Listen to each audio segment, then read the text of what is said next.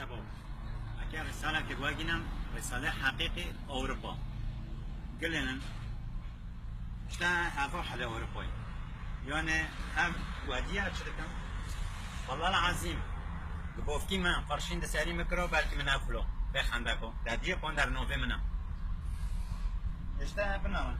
يعني اوروبا هذا رساله من جا او كراي فانا ناهوتنا وي هوت نجي هرال اوروبا تنانا ودي فرد بن عرض دونا فرد بن عرض دونا اوبا ابنا بس دوني مكولوي بنارن دتري لاوخ من جدار خستنا دتري لاوخ هرال اوروبا تنانا قلين اجوار اولدم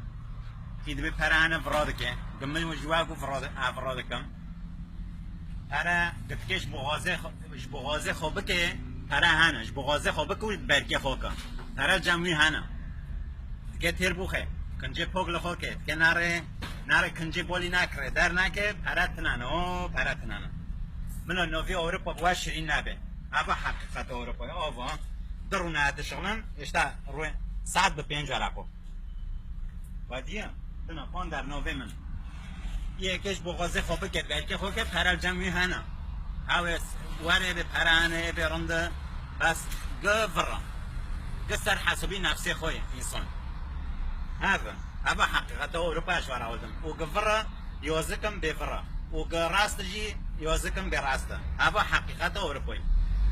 أبجي عبد الزد شغلان يعني بداس مكاتي ين دلي يعني